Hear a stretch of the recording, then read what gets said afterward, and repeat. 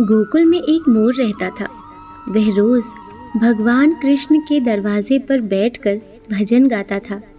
मेरा कोई न सहारा बिन तेरे, गोपाल सांवरिया मेरे। रोज आते जाते भगवान के कानों में उसका ये भजन पड़ता तो था, लेकिन भगवान कोई खास ध्यान नहीं देते थे। वह मोर भगवान के विशेष स्नेह की आस में रोज भजन गाता रहा। एक एक दिन करते 1 साल बीत गया। मोर बिना चूके भजन गाता रहा। प्रभु सुनते भी रहे, लेकिन कभी कोई खास ध्यान नहीं दिया। बस वह मोर का गीत सुनते, एक नज़र देखते और एक प्यारी सी मुस्कान देकर निकल जाते थे। इससे ज़्यादा साल भर तक कुछ भी न हुआ तो उसकी आस टूटने लगी। साल भर की भक्ति पर भी प्रभु प्रसन्न न हुए तो मोर रोने लगा। उसी समय वहाँ से एक मैना उड़ती हुई जा रही थी। उसने मोर को रोते हुए देखा तो उसे बड़ा ही आश्चर्य हुआ। आश्चर्य यह नहीं था कि मोर रो रहा है, आश्चर्य तो यह था कि भगवान कृष्ण के दरवाजे पर कोई रो रहा है। मैना ने सोचा, कितना अभागा है ये पक्षी जो भगवान कृष्ण के दरवाजे पर रो रहा है, जहाँ पर सबके कष्ट अपने आप ही दूर हो जाते हैं। मैना मोर के पास आई और उसने पूछा कि तुम क्यों रो रहे हो। उसने मैना को बताया कि पिछले 1 साल से बांसुरी वाले छलिए को रिझा रहा हूँ, उनकी प्रशंसा में गीत गा रहा हूँ, लेकिन उन्होंने मुझे आज तक पानी भी नहीं पिलाया। यह सुनकर मैना बोली कि मैं बरसाने से आई हूँ, तुम भी मेरे साथ वहीं चलो। वे दोनों उड़ गए और उड़ते उड़ते बरसाने पहुँच गए। मैना बरसाने में राधा जी के दरवाजे पर पहुँची और उसने अपना गीत गाना शुरू किया। श्री राधे राधे राधे बरसाने वाली राधे।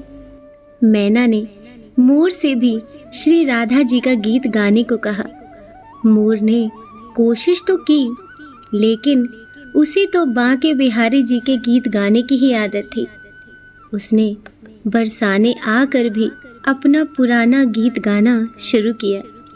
जैसे ही राधा रानी जी के कानों में यह गीत पड़ा, वे भागती हुई मोर के पास आईं और उसे प्रेम से गले लगाकर दुलार किया। राधा जी मोर के साथ ऐसा व्यवहार कर रही थी जैसे उनका कोई पुराना खोया हुआ परिजन उनके पास आ गया हो। उनकी खातिरदारी की और पूछा कि तुम कहाँ से आए हो। मोर इस बात से गदगद हो गया और उसने कहना शुरू किया, जय हो राधा रानी, मैंने तो बस आज तक सुना ही था कि आप करुणा की मूर्ति हैं, लेकिन आज तो यह साबित भी हो गया। राधा रानी ने मोर से पूछा कि वे उन्हें करुणामयी क्यों कह रहा है। मोर ने बताया कि वे कैसे साल भर श्याम नाम की माला जपता रहा, लेकिन कन्हैया ने उसे कभी पानी भी नहीं पिलाया। राधा जी मुस्कुराईं। वे मोर के मन की टीस समझ गई थी और उसका कारण भी। राधा जी ने मोर से कहा कि तुम गोकुल जाओ और इस बार पुराने गीत की बजाय यह गीत गाओ, श्री राधे राधे राधे बरसाने वाली राधे। मोर का तो मन ही नहीं था करुणामयी को छोड़कर जाने का, फिर भी वह गोकुल आया। राधा रानी के कहे मुताबिक वे राधे राधे गाने लगा। भगवान श्री कृष्ण के कानों में ये भजन पड़ा और वे भागते हुए मोर के पास आए और उसे गले लगाकर उसका हाल चाल पूछने लगे। श्री कृष्ण ने पूछा, मोर तुम कहाँ से आए हो।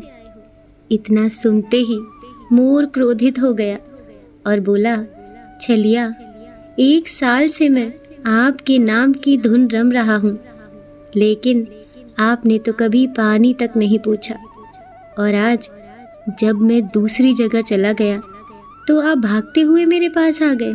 कन्हैया मन ही मन मुस्कुराने लगे और उन्होंने फिर मोर से पूछा कि तुम कहाँ से आए हो। उस मोर ने कन्हैया को याद दिलाया कि मैं वही मोर हूँ जो पिछले 1 साल से आपके द्वार पर भजन गा रहा हूँ। मेरा कोई ना सहारा बिन तेरे, गोपाल सावरिया मेरे। सर्दी गर्मी सब सहता रहा, 1 साल तक आपके द्वार पर बैठा रहा, आपकी स्तुति करता रहा, लेकिन आपने कभी ध्यान नहीं दिया। फिर मैं बरसाने चला गया और वहाँ मुझे राधा रानी जी मिली, जिन्होंने मुझे पूरा प्यार और दुलार दिया। भगवान श्री कृष्ण मंत्र मुग्ध हो गए। उन्होंने मोर से कहा, तुमने राधा का नाम लिया है, ये तुम्हारे लिए वरदान साबित होगा। भगवान श्री कृष्ण ने कहा, मैं तुम्हें वरदान देता हूँ, जब तक ये सृष्टि रहेगी तुम्हारा पंख सदैव मेरे शीश पर विराजमान रहेगा। तो दोस्तों, ये है राधा रानी के नाम की महिमा। कृष्ण को पाने के लिए सिर्फ राधा रानी का नाम लेने से ही स्वयं कृष्ण मिल जाते हैं। कहानी अच्छी लगी हो तो वीडियो को लाइक कीजिए, चैनल को सब्सक्राइब कीजिए। मिलते हैं अगली कहानी के साथ। जय श्री कृष्णा।